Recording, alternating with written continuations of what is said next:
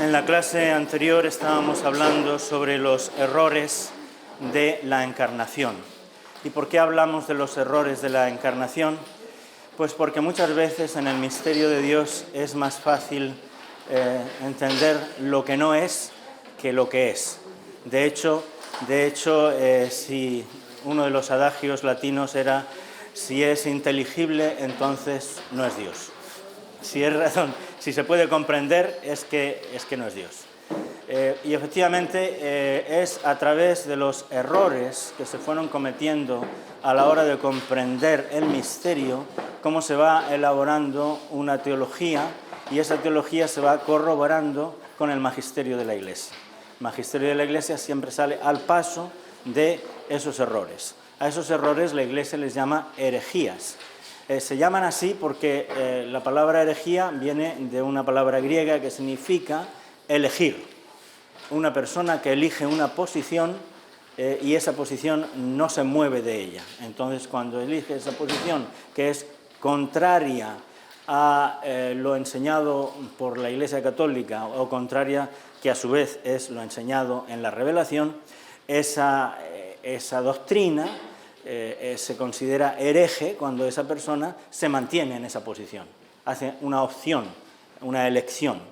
Nosotros podemos dar una interpretación del misterio, pero si cuando hacemos esa interpretación del misterio o esa explicación del misterio resulta que las consecuencias son contrarias al dato revelado, inmediatamente tenemos que tener la humildad de reconocer que nuestra explicación es errónea. Los herejes generalmente no lo reconocían y entonces se convertían en herejes. No reconocían que efectivamente estaban en el error a la hora de dar ese tipo de explicaciones. La primera de las, ya estuvimos viendo que la primera de las herejías, podríamos decir, que surgió en el cristianismo, comienzan ya en los primeros siglos del cristianismo, está fundada esencialmente de tradiciones o de maneras de pensar judeo-cristianas, es decir, judíos que se han convertido al cristianismo y que les cuesta mucho trabajo entender y explicar el concepto de la Santísima Trinidad.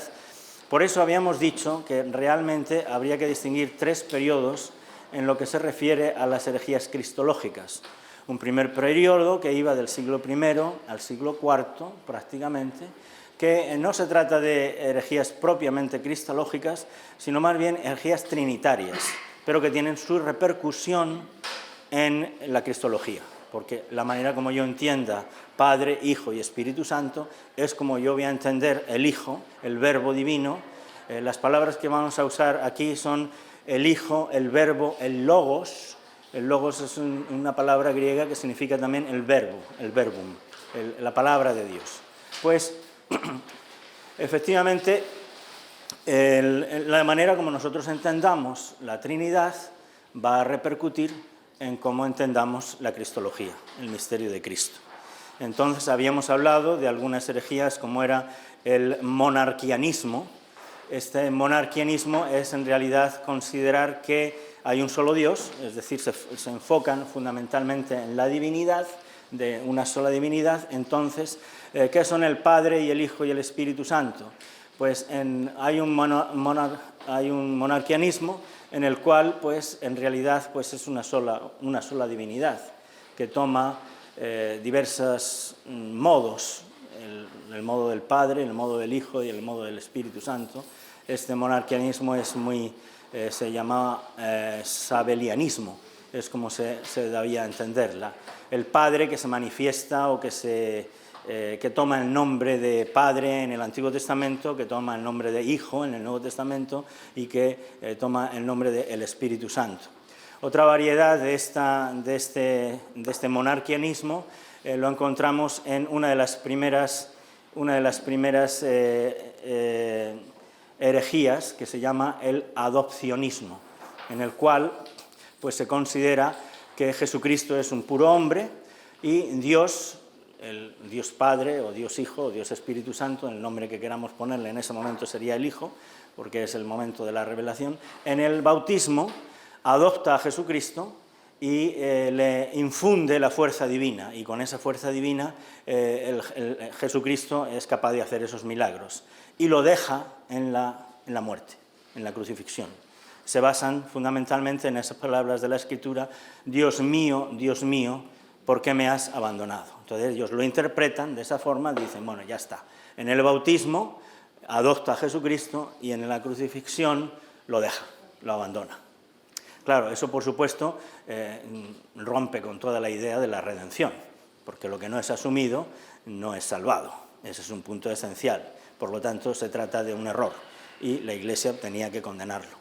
Otra de las herejías que aparece y que tiene su importancia fundamental es el gnosticismo. El gnosticismo existía ya antes del cristianismo, que va a tener dos vertientes. Una, la vertiente gnóstica, gnosticismo. Lo primero es tratar de explicar por qué la idea del gnosticismo es un Dios bueno y un Dios malo, el Dios del espíritu, el Dios de la materia, el Dios de la materia es el que crea el mundo, etc. Todo eso adaptado al cristianismo nos viene, o se presenta la cuestión de decir, bueno, como un Dios que es espíritu, que es bueno, se pueda hacer materia, cuando la materia es mala. Entonces, ¿qué es lo que dice? Bueno, pues aparenta ser Dios. Y ahí viene la primera de las fuertes, además del adopcionismo que hemos mencionado antes, el docetismo. Docetismo, docere, significa parecer. Parece hombre, pero no es un hombre. Está haciendo la apariencia de un hombre. De nuevo, lo que no es asumido no es salvado, por lo tanto, no hay redención, no quedamos salvados. Y el otro lado del gnosticismo, que también se llama subordinacionismo, es el arrianismo. El subarrianismo. Es el más importante, el sacerdote arrio, el cual pues considera, según las líneas del gnosticismo, que el Hijo hemos dicho antes que había un monarquianismo,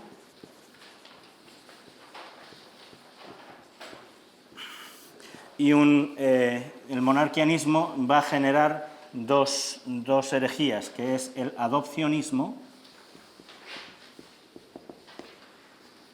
y el modalismo de Sabelio, también llamado patripasionismo. Porque claro, si en realidad no son tres personas, es una sola, que es la persona del Padre, de Dios, que toma el modo del Padre, el modo del Hijo. Entonces, el que muere en la cruz es el Padre. Esa es la idea. Y por eso se llama patripasionismo. Y luego está el subordinacionismo. Se llama así porque considera las tres personas, pero considera que la persona del Padre es superior a la del Hijo y del Espíritu Santo. Es decir, la del Hijo y el Espíritu Santo están subordinados al Padre.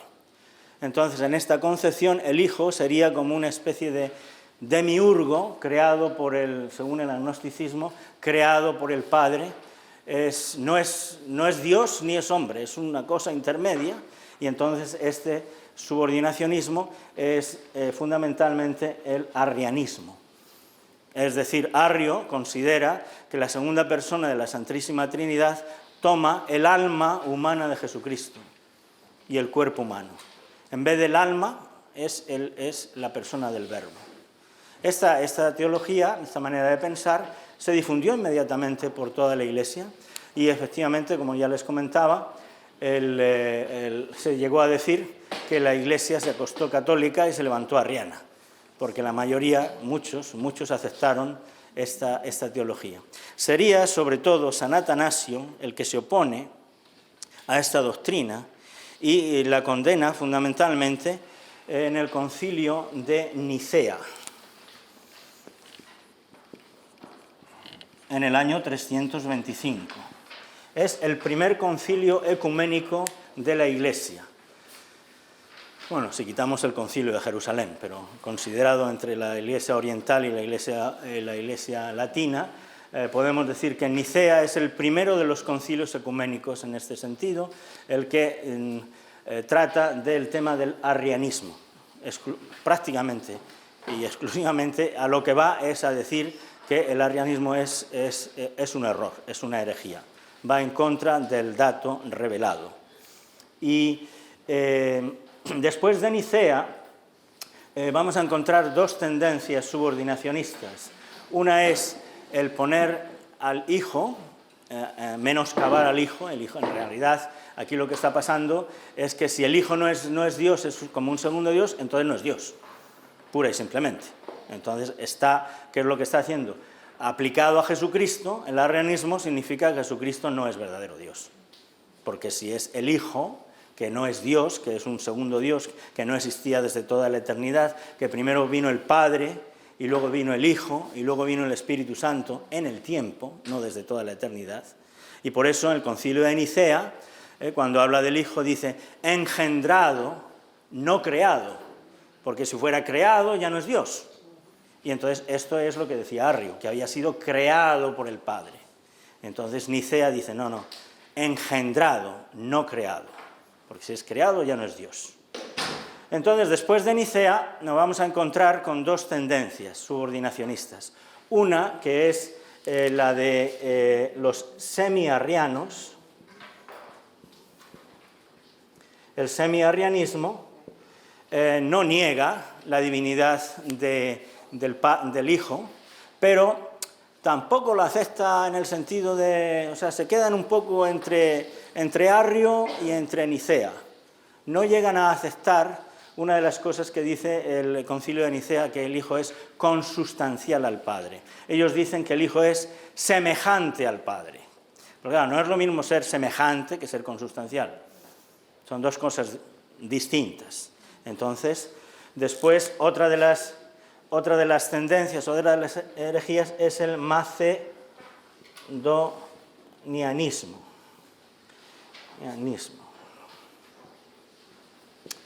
El macedonianismo es la única herejía que haya negado en la historia, bueno, luego después se repetirá más tarde, ¿no? Pero en realidad es la misma idea, es negar la divinidad del Espíritu Santo.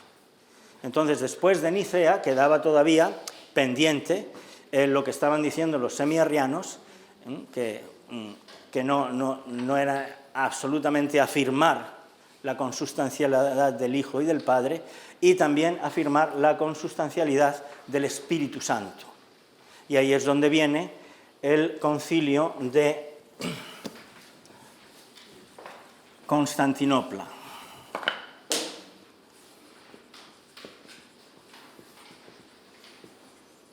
En el año 381, en Constantinopla, se refutan los errores semi-arrianos y macedonianos. Y se dice, no, efectivamente, el Hijo, el Padre y el Hijo son consustanciales y el Espíritu Santo también es consustancial. De Nicea y Constantinopla se establece un símbolo. El símbolo es el credo. Un símbolo es una profesión de la fe cristiana. Y por eso decimos que se reza en la misa el símbolo niceno-constantinopolitano. Mucha gente ya simplemente dice el niceno, o mucha gente siempre dice el credo largo. Ahí el credo largo y el credo corto. Entonces, el credo corto es el credo de los apóstoles. El credo largo es el credo de Nicea, Constantinopla. Pero hay muchos otros símbolos, por ejemplo, el de Calcedonia, y, por ejemplo, el símbolo del credo de Dios, o, por ejemplo, el símbolo atanasiano de San Atanasio, que es muchísimo más largo y que expresa mucho más la fe, más explícita. Pues bien, aquí encontramos el símbolo de Niceo-Constantinopla. El de Nicea lo convoca el mismo emperador Constantino, precisamente él se daba cuenta que era necesario en el imperio la unidad religiosa. No podía estar dividido el imperio religiosamente hablando.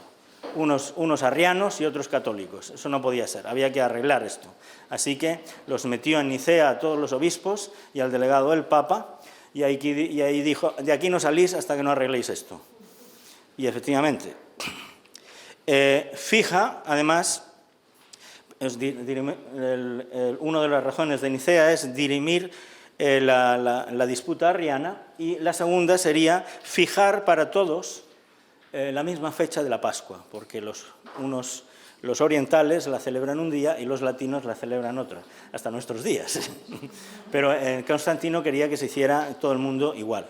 Fue Constantino el primero que estableció que el domingo era el día de descanso en todo el imperio. Y a los esclavos no se les podía obligar a trabajar en domingo. Es una cosa curiosa. Después del edicto de Milán, en que permite a la Iglesia Católica, a la religión en el imperio, hasta él, la Iglesia Católica estaba perseguida, con el último emperador que fue Diocleciano. Después de Diocleciano, Constantino lo que hace es, se bautiza y entonces declara el imperio romano bajo la bandera que es la cruz de Cristo, sobre la cruz de Cristo. Y entonces, bueno, pues una de las actuaciones que tiene es obligar a que se arregle la disputa arriana, por un lado, y por otro lado que se fije una fecha concreta de la Pascua. Un detalle menor de liturgia, pero bueno, es importante conocerlo. La estructura del credo en Nicea, pues ya la conocemos, es trinitaria, claramente. El Padre, que es la fuente de la Trinidad, que es un solo Dios, o sea, eso lo deja bien claro, es un solo Dios y tres divinas personas. El Hijo, que es de la sustancia del Padre. Afirma, pues, la generación natural del Hijo, engendrado, pero no creado. Hay un detalle que dice, es decir, introduce este inciso de la sustancia del Padre en estos términos para dar a entender que no se trata de una novedad. Curioso. Es decir, de la sustancia del Padre. Pues este término que pone, esta expresión que pone el Concilio de Nicea, lo que quiere dar a entender es que lo que se está reflejando aquí es una creencia de la Iglesia desde los primeros siglos, pero no algo nuevo, sino que es lo que se ha creído siempre, que eso es lo que hacen los dogmas de fe. Los dogmas de fe no nos traen nueva revelación, lo que hacen es decirnos que eso que se afirma está revelado, implícita o explícitamente en la Sagrada Escritura o en la tradición o en ambas. ¿Ok? Bien. También utiliza un término filosófico que no aparece en la Biblia, consustancial, de la misma sustancia. En español se dice de la misma naturaleza que el Padre, pero ya el credo inglés, bueno, el credo americano, lo han cambiado. Es consustancial al Padre. Si se dan cuenta, si leen el credo, la nueva traducción del credo inglés, en inglés ya dice consustancial. Y probablemente el español quizás lo hagan también. Entonces ahora tendremos que aprendernos el credo nuevo, que es más propio. O sea, realmente teológicamente así es. No es de la misma naturaleza, sino que es consustancial al Padre. Eso es un término más filosóficamente adecuado a la idea. Nos dice, por ejemplo, que es Dios de Dios, luz de luz, Dios verdadero de Dios verdadero. De la misma manera que la luz procede de la luz y es luz, también el Hijo procede del Padre y el Hijo procede de Dios y es Dios. Es un ejemplo que quiere poner bien claro. Y no es que el Padre deje de ser luz para que el Hijo sea luz, sino que el Padre sigue siendo luz y el Hijo, como es luz también, pues sigue siendo luz. Es decir, ninguno de los dos deja de ser en su naturaleza lo que es. ¿Okay? No es que el Padre abandone y entonces deje al Hijo. No, es Dios de Dios, luz de luz. ¿Me entienden lo que quiero decir, no? Engendrado, no creado. Este es otro añadido también que tiene el Niceo con respecto al credo de los apóstoles, el credo corto, que eso no lo encontramos en el credo de los apóstoles. Con respecto al Espíritu Santo, sencillamente se afirma su realidad, sin más detalles. Nicea no entra en el tema del Espíritu Santo. Tendrían que pasar unos cuantos años más, hasta el 381, con muchas dificultades, muchas controversias con los semiarrianos, con los macedonianos, y luego después con un individuo que se llamaba Apolinar de la Odisea, que luego después veremos, en el cual el concilio de Constantinopla pues arremete de nuevo contra los arrianos y los semiarrianos, contra los macedonianos que negaban el Espíritu Santo y contra Apolinar de la Odisea, que luego lo veremos. Ahí vemos que confirma solemnemente la doctrina de Nicea contra los que negaban la consustancialidad del Hijo y del Espíritu Santo, y añade, desde el punto de vista cristológico, varios puntos. Por ejemplo, engendrado antes de los siglos, desde toda la eternidad, que bajó del cielo, que se encarnó del Espíritu y de la Virgen María. Todo eso lo dice Constantinopla. Que fue crucificado por nosotros bajo Poncio Pilato, es decir, lo que hablábamos el otro día, que el credo nos está diciendo que es que Jesucristo es una realidad, no se trata de una leyenda o una historia o algo que a alguien se lo inventó o se lo imaginó. No, es una persona real, Jesucristo, anclado en la historia. Fue sepultado, resucitó al tercer día según las Escrituras y está ahora sentado a la derecha del Padre, y de nuevo vendrá con gloria y su reino no tendrá fin. Todos estos son añadidos de Constantinopla. Subraya también la divinidad del Espíritu Santo y la verdadera naturaleza humana de Jesucristo. Esos son los puntos fundamentales del Concilio de Constantinopla. Por eso, en cuanto dice el Espíritu Santo, dice del Espíritu Santo que con el Padre y el Hijo recibe una misma adoración y gloria. ¿Por qué está puesto eso ahí? Contra el macedonianismo, que negaban la divinidad del Espíritu Santo. Si recibe la misma adoración y gloria que el Padre y el Hijo, significa que efectivamente es Dios, que no es un Dios menor, sino que es efectivamente Dios. Bueno, estos, siglo IV, son todos herejías trinitarias, fundamentalmente. Entonces, después del siglo IV, nos encontramos, o hasta Nicea, que los herejes están negando que Cristo fuera verdadero hombre o que fuera verdadero Dios, o verdadero Dios, cualquiera de las dos. El adopcionismo, el modalismo, sobre todo el docetismo, nega la humanidad de Jesucristo, y el arrianismo niega pues la divinidad de Jesucristo. Y por eso pues en el libro generalmente lo resumen en estas dos, el docetismo, pero hay mucha más cosa detrás. O sea, el ovillo, si tiras del ovillo sale mucho más. No es simplemente, hay muchísimo. Y eso es lo que a mí me pareció interesante que se conociera. Por supuesto, no se trata de explicarle todo esto al detalle a los niños, pero siempre surgen preguntas. Y cuando nosotros aprendemos, como he dicho antes, lo que no es, entonces conocemos lo que es. O por lo menos tratamos de conocer un poco de lo que es, ¿no? Entonces aquí, a partir del siglo IV, los teólogos pues, se centran en el problema cristológico. El problema trinitario está resuelto. Un Dios y tres personas. Y de ahí no me sacan. El Padre es verdadero Dios, el Hijo es verdadero Dios, el Espíritu Santo es verdadero Dios. No hay tres dioses, sino un solo Dios. Ese es el misterio. El problema cristológico surge cuando se quiere encontrar el modo de cómo se unen esas dos naturalezas en Jesucristo. La naturaleza humana y la naturaleza divina. Nadie niega que Jesucristo es verdadero Dios y verdadero hombre, hasta ese momento. Entonces, bueno, vamos a explicarlo. ¿Cómo explicamos que la naturaleza humana y la naturaleza divina se unen en la persona de Jesucristo? Sin destruir la humanidad, como hace, por ejemplo, el docetismo, o sin reducir o rebajar la divinidad, como hace el arrianismo. Y además, sin mezclarlas, que no se mezclen, sino que son independientes. ¿Cómo explicamos eso? Pues eso lo vamos a encontrar, una gran disputa que va a existir entre dos escuelas teológicas muy importantes, que son la escuela de Alejandría y la escuela de Antioquía. Y bueno, yo hasta ese momento no había caído en la cuenta, pero el padre Juan Andrés de Jorge apunta que también habría que considerar una tercera escuela, que es la escuela latina. Fundamentalmente esta escuela latina lleva adelante como cabeza al Papa San León Magno. La escuela latina está en medio un poco de estas dos escuelas de Antioquía y de Alejandría. Les voy a hacer un mapa poligonal.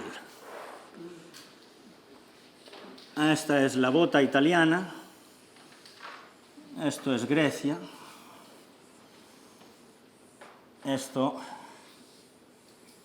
Bien, esto es el mar Mediterráneo. Este es el mapa poligonal, ¿ok? En primer lugar, encontramos Roma, aquí. Es poligonal, o sea que no le busquen exactamente las distancias y las... es la ciudad de Roma, donde está la base de la Iglesia Católica, que está el Papa de Roma. Es quien manda, ¿ok? Además de eso, hay aquí Jerusalén, ¿ok? Aquí está la ciudad de Jerusalén, donde está el primer obispo de Jerusalén, fue el hermano del Señor, Santiago. Y el obispado de Jerusalén ahí tendrá su importancia también. Después vamos a encontrar que Constantino cambia su sede de Roma, donde está antes el emperador y el Senado, y entonces una de las cosas que piensa Constantino es que, bueno, el Senado no hace nada más que pincharme constantemente, me voy a alejar de ellos. Y entonces, ¿qué es lo que hace? Pues se va a una ciudad central en el imperio, y en la ciudad de Bizancio. La ciudad de Bizancio, que se encuentra a caballo entre Europa y Asia. Y de hecho, pues África también. Prácticamente es el punto para poder pasar de Europa, el camino más corto para pasar desde Europa a Asia, o de Asia a Europa o a África, es por aquí, por el estrecho de las Dárdenes, que es Estambul, actualmente. Actualmente se llama Estambul. Entonces, Constantino le llama Constantinopla. No sabemos por qué. Suponemos que sea porque él se llamaba Constantino. Entonces, por eso, el imperio de Constantinopla se llama el Imperio Bizantino. Y la iglesia bizantina es la iglesia con sede en Constantinopla. Entonces, ese es el nombre, la iglesia bizantina, que se opone a la iglesia latina. Bueno, que conviven durante un siglo, 10 siglos, hasta el año 1053, en que se divide la iglesia católica latina romana y la iglesia ortodoxa griega, con Constantinopla. Pero eso es después. Ahora, de momento, lo que tenemos es Constantinopla, tenemos Roma. Y bueno, una de las sedes importantísimas de la sabiduría griega la vamos a encontrar en Alejandría. Allí está, o estaba, la famosa biblioteca de Alejandría, que se quemó, la biblioteca más famosa de toda la historia antigua. En África, sí. Ahí está Alejandría, al lado del río Nilo. ¿Okay? Este es el delta del Nilo, y este es el Nilo. ¿Okay? Y aquí, por aquí abajo está ya, si quieren, Arabia, ¿no? Más o menos. Seguimos con los planos, los mapas poligonales. Pues aquí está Alejandría, y aquí, más o menos, por ahí arriba, está Antioquía. En la ciudad de Antioquía fue donde primero a los cristianos les llamaron por ese nombre. Lo dicen los Hechos de los Apóstoles. Les llamaron cristianos a los seguidores de Cristo. Recuerdan ustedes, ¿no? No hace falta buscarlo. Y si no, pues lo pueden buscar como ejercicio. Entonces, es en la ciudad de Antioquía donde por primera vez se les llamó cristianos. Y fue San Ignacio de Antioquía el primero que utilizó la palabra católica, o por lo menos en los escritos, en sus cartas. Escribe a uno de los obispos que se había separado de la Iglesia y le escribe: mira, nosotros somos la Iglesia universal y tú, sin embargo, eres una Iglesia particular que te has separado. Nuestra doctrina es la doctrina universal. En latín, universal es católico. El término católico significa universal. En el Imperio Romano existían dos clases de leyes, unas leyes que son apropiadas y exclusivas de los ciudadanos romanos, y había otras leyes que eran para todos los habitantes del Imperio Romano, independientemente de que fueran o no ciudadanos romanos, porque había muchos habitantes que eran del Imperio Romano que no eran ciudadanos, por ejemplo los esclavos, o incluso los judíos. Bueno, Pablo era judío y además era ciudadano romano, pero había muchos otros que no eran ciudadanos romanos. Pero de todas formas el derecho romano establecía una ley para todos. Esas leyes se llamaban leyes católicas. ¿Ok? Bien, entonces aquí tenemos los 5, lo que luego después serían los 5 patriarcados, según la historia de la Iglesia. El patriarcado fundamental, que es el de Roma, el de Constantinopla, el de Antioquía y el de Alejandría. Las 2 escuelas fundamentales de teología van a estar en Alejandría y en Antioquía. Cada una de ellas tiene su peculiaridad. Por ejemplo, en la escuela de Alejandría se utiliza el esquema del logos carne de San Juan. El verbo se hizo carne en sus escritos, una de las cosas que vemos. Es una escuela fundamentalmente que tiende hacia la mística, en la espiritualidad mística. Es una escuela que parte de lo divino y busca la unidad de Cristo en el elemento divino.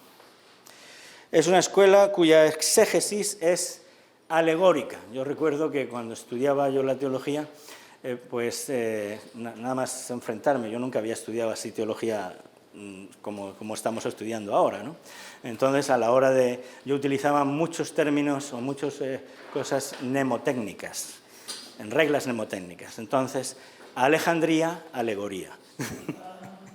Y entonces allí identificaba, en la escuela de Alejandría, es la que tenía siempre una interpretación alegórica de la Biblia, que se opone a la interpretación positiva y literal de la escuela de Antioquía. Ahora lo veremos, unos y otros, ¿no? Por ejemplo, la ventaja, o sea, la filosofía que utilizaba fundamentalmente Alejandría era el neoplatonismo, y en algunas ocasiones también el de Plotino, que es el que llevó luego después pues, a ciertas herejías, en concreto la de Arrio. Y también en Alejandría esa tendencia, pues ya veremos que tiene, algunas herejías, el docetismo, pero bueno. Ventajas, que muestra la unidad profunda en Cristo, donde se fija fundamentalmente la escuela de Alejandría, es en Cristo. Cristo es la unidad. Peligros, la tendencia a que la humanidad quede absorbida en la divinidad, porque claro, la divinidad es tan grande y la humanidad que se queda de alguna manera reducida. ¿Qué puede la humanidad de Cristo con la divinidad de Cristo? Entonces, a la hora de explicar el misterio cristológico, la humanidad cede. Peligros, la tendencia de que la humanidad quede absorbida, y los representantes principales de la escuela de Alejandría van a ser San Atanasio, San Cirilo de Alejandría y la mayoría de los santos padres griegos.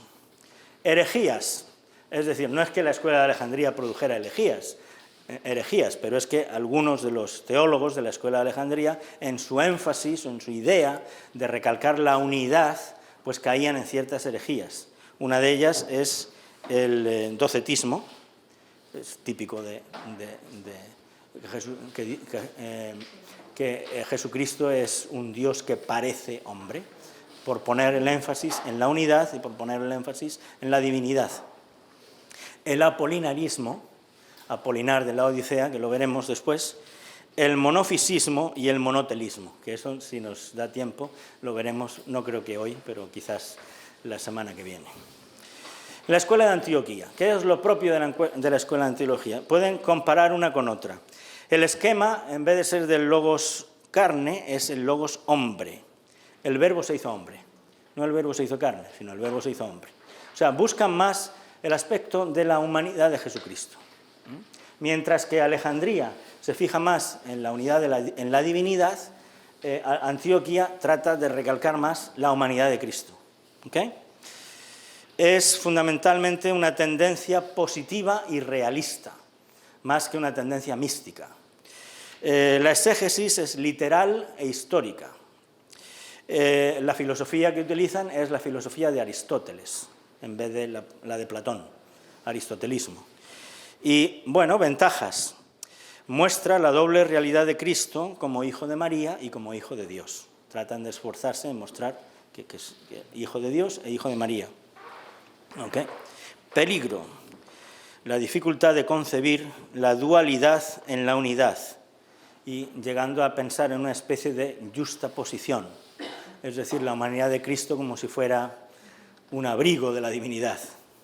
En realidad se justaponen la una con la otra, pero no explica, al tratar de explicar dónde se unen o cómo se unen, ahí tienen sus problemas y es donde caen en las primeras herejías.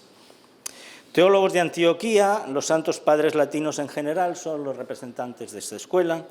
Las herejías que salen de aquí son el adopcionismo, claramente, es decir, Dios adopta al hombre Jesús, queda salvada la humanidad de Jesucristo, pero la divinidad se va al traste. O el arrianismo, que viene a ser lo mismo también, Jesucristo es un puro hombre, pero de alguna manera Dios toma el alma racional humana de Jesucristo. Y finalmente el nestorianismo, que ya lo veremos en un futuro, de Nestorio, que es el patriarca de Contrapelo. El primero de los que vamos a encontrar es Apolinar de la Odisea. Curiosamente, el año pasado, en uno de los exámenes o homework que les puse a los chicos, a los estudiantes sobre este tema, defíname una herejía que niegue la divinidad de Cristo. Y entonces, una pregunta era, defina una herejía que niegue la humanidad de Cristo. Docetismo, no hay ningún problema. Defina una herejía que niegue la humanidad de Cristo. Y claro, pues yo esperaba que me dijera arrianismo, y me dice apolinarismo. Digo, ¡up! Entonces, ahí delante de la clase le digo, bueno, ¿de dónde has sacado tú esto de Apolinar? ¿De dónde has Apolinar de la Odisea? Y dice, pues lo he mirado en la Wikipedia.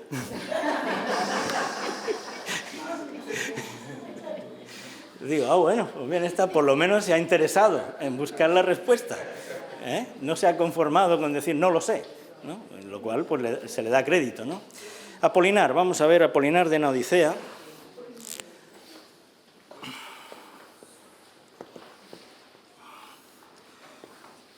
Murió en el año 380, es decir, un año antes del final del concilio de Constantinopla, pero todas sus... No, perdón, 390. Bueno, 9 años después, probablemente del disgusto que se llevó de que lo condenaron.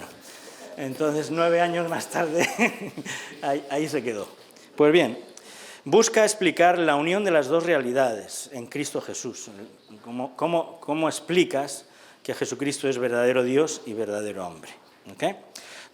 Él piensa, dos naturalezas no pueden unirse permaneciendo íntegras. Al unirse, alguna tiene que ceder.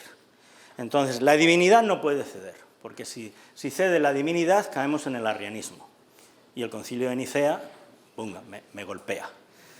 Si se niega la humanidad, o si se cede la humanidad, entonces, ¿qué pasa? Pues estoy cayendo en el docetismo. Y con lo cual también me hago un hereje. Entonces él dice, bueno, pues ya está. Voy a ceder, ¿dónde va a ceder? Pues va a ceder en el alma espiritual humana de Jesucristo. Jesucristo es cuerpo y alma. Entonces, ¿cómo explica esto? Primero hay que entender el concepto filosófico del alma en aquel tiempo. En Platón, por ejemplo, en el ser humano había 3 almas. 2 inferiores, comunes a las plantas y a los animales, que son la vegetativa y la sensitiva. Y luego una superior, un alma superior, que es el alma racional. Pues claro, los griegos veían, hombre, la planta vive. Cuando una planta se muere, ¿qué significa? Que su alma ha muerto. Su alma se ha ido, vamos, aunque el alma desaparece. Lo mismo en el animal. Entonces, en el hombre consideraban también que efectivamente había, digamos, esas 3 almas, el alma sensitiva, el alma vegetativa y el alma racional. Entonces, en el hombre Jesús, el verbo divino toma el lugar del alma superior, es del alma racional. Entonces, ¿qué es lo que ocurre? Que Jesucristo es un hombre que tiene un alma vegetativa, un alma sensitiva y, sin embargo, su alma racional no es humana, es divina. ¿Entienden? Desde el punto de vista aristotélico, el hombre tenía dos almas, el alma racional y el alma animal, irracional, podríamos decir. El alma irracional, como a los animales, a las plantas, y el alma racional al hombre. Pues aquí la misma idea. El alma racional de Jesucristo es el Verbo. El Verbo toma ese alma racional. Claro, eso tiene sus problemas. Jesús solamente tendría un alma irracional y el Verbo haría las funciones del alma racional. ¿Ven la explicación? ¿Se entiende más o menos?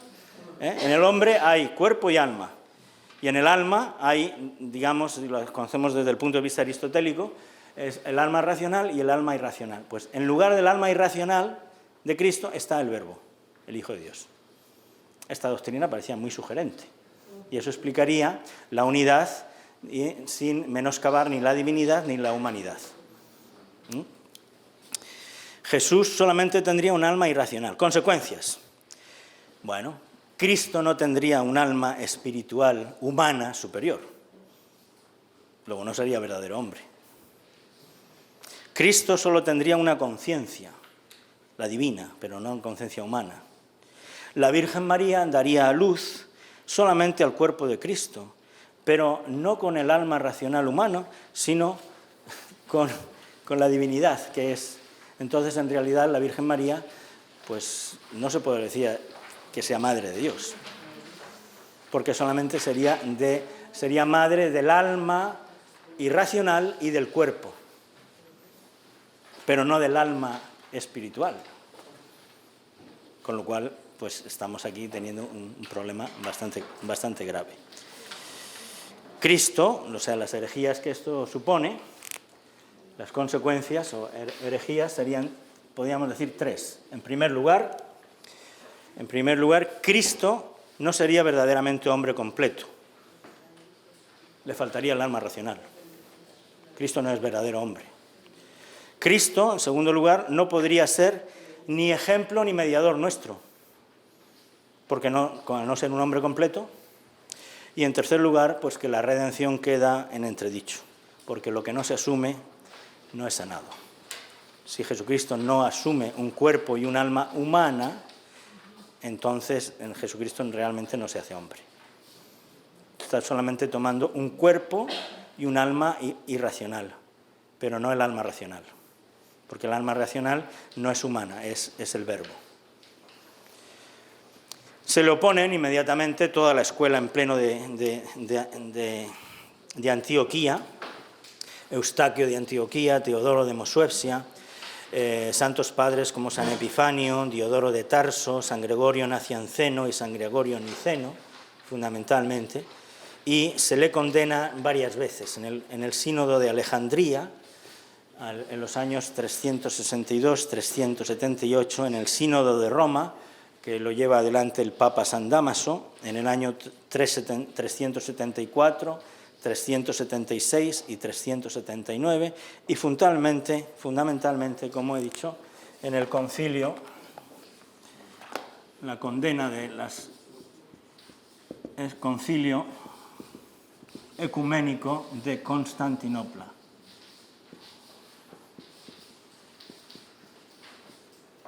El 1, claro, en el año 381. Eso ya hemos hablado de ello anteriormente, ¿no? En el Concilio I de Constantinopla se concluye que efectivamente Cristo tiene una naturaleza humana completa, con cuerpo y alma, y el que diga lo contrario, anatema est. O sea, está fuera, es una herejía. Jesucristo tiene un cuerpo y un alma completo, no a medias. Porque si uno lo pone a medias, está uno llevándose para adelante el dato revelado, incluso toda la redención. ¿Okay? La unión entre las naturalezas no puede ser con cambio en ninguna de ellas. Al unirse la naturaleza humana y la naturaleza divina, entonces la naturaleza humana hay que cambiarla un poco. Entonces eso lo niega también el Concilio de Constantinopla, porque eso es lo que decía Apolinar. ¿Me explico?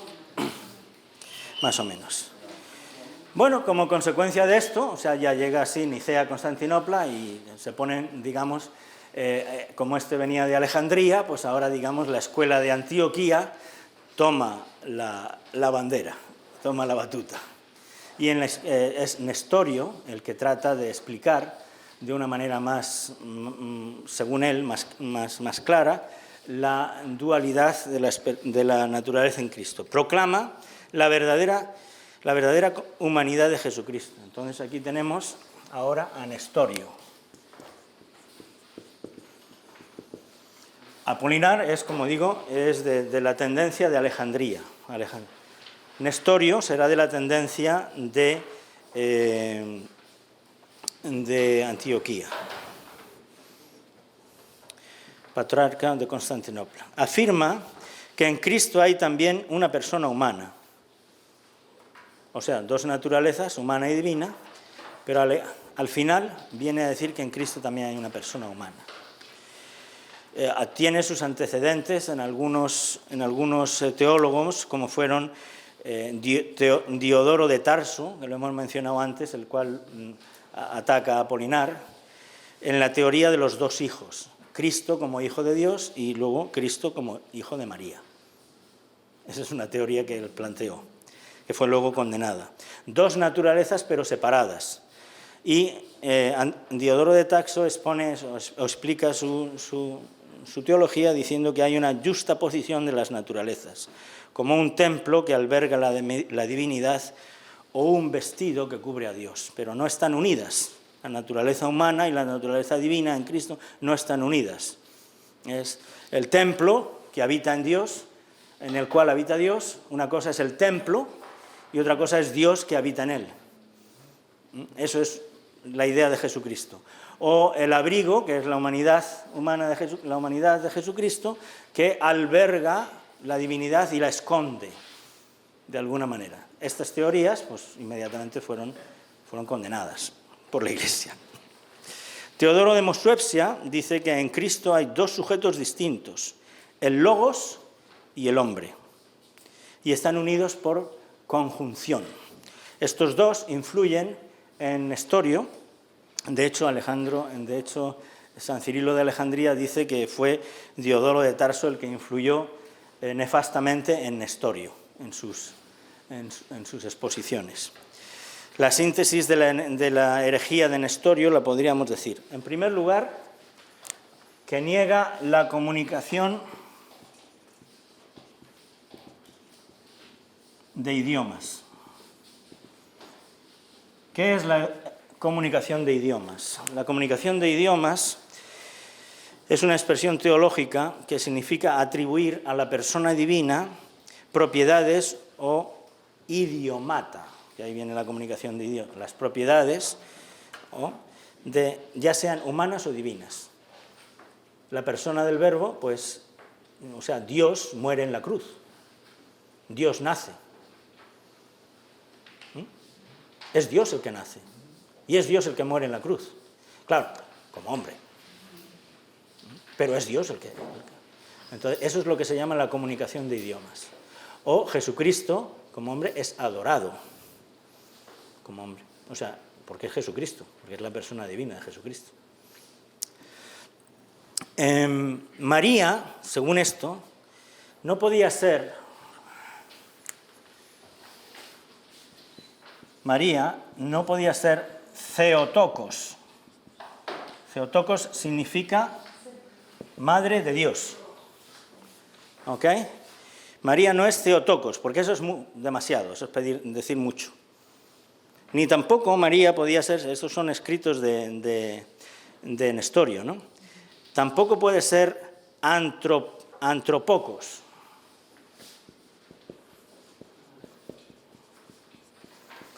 Antropokos significa madre del hombre. Eso es muy poco también. O sea, esto es demasiado y esto es poco. No llega. Entonces, ¿qué es lo que dice? Sino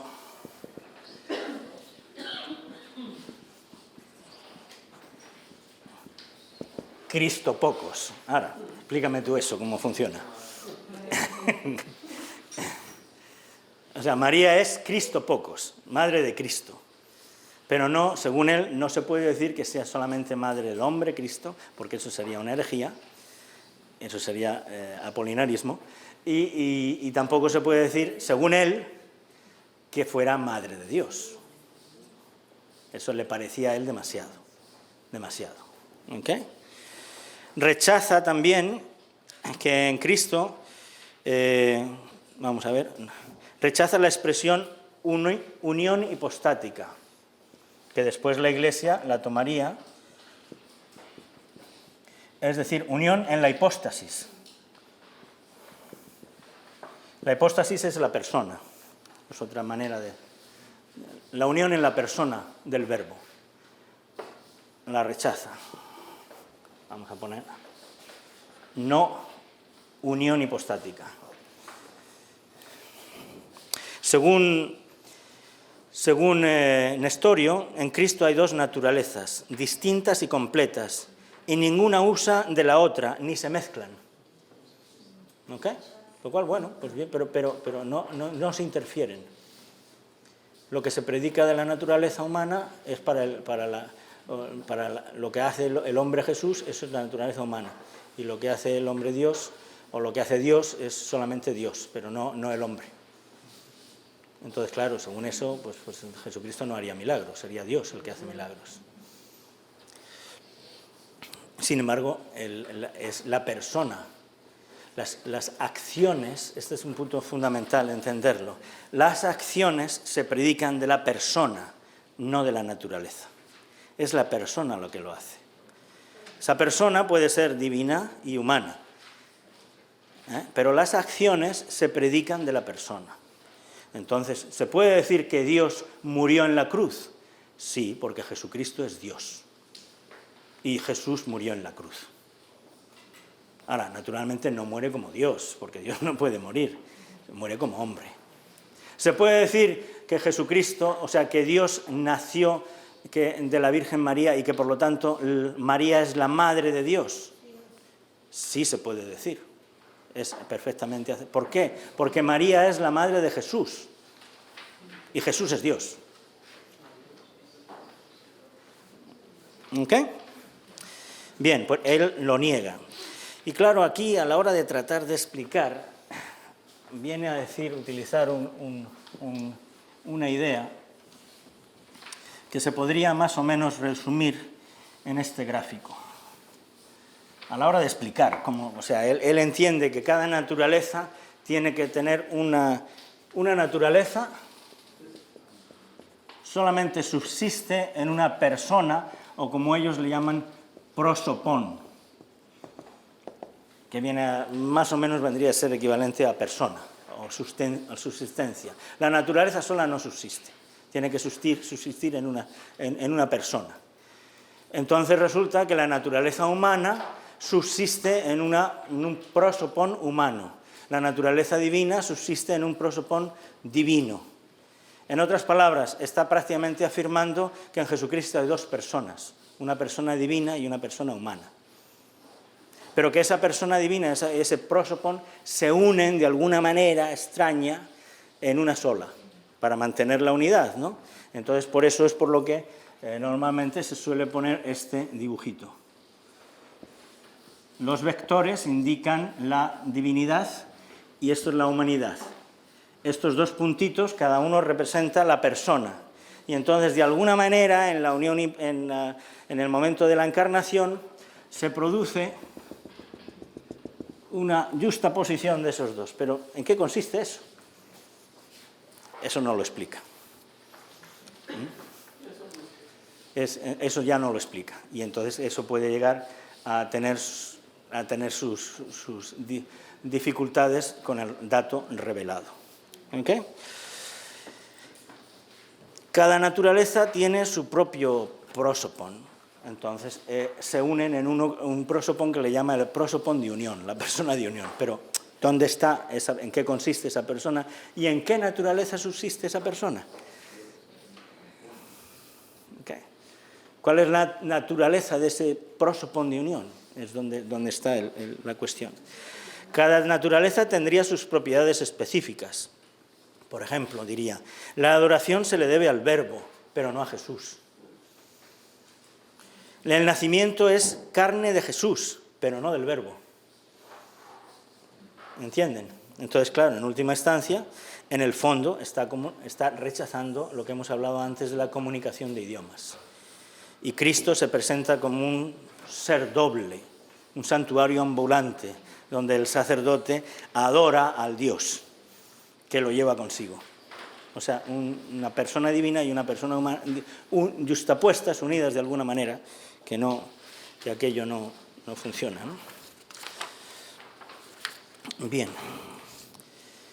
Pues a su paso a estas teologías, pues como he dicho antes, cuando alguien de la escuela de Alejandría afirmaba algo que era erróneo, inmediatamente alguien de la escuela de Antioquía salía al paso. Pues aquí viene a suceder lo mismo. Sería San Cirilo de Alejandría el que sale al paso de estas doctrinas de Nestorio. Son muy interesantes, pienso, vamos. No sé si es demasiado yo creo que ya es, pero vamos a tener que dejarlo para el próximo día. ¿Ok? Sí. O sea, esto es todo lo que no se debe, pero no conviene tampoco pegarse una indigestión de esto así demasiado. Si no, se nos puede atragantar. Entonces, de momento, ahí hemos visto las teorías de Arrio, hemos visto las teorías de Apolinar, hemos visto el adopcionismo, hemos visto el docetismo y hemos visto también pues, la teoría última de Nestorio, el nestorianismo. Todas ellas que han sido sistemáticamente condenadas por la Iglesia.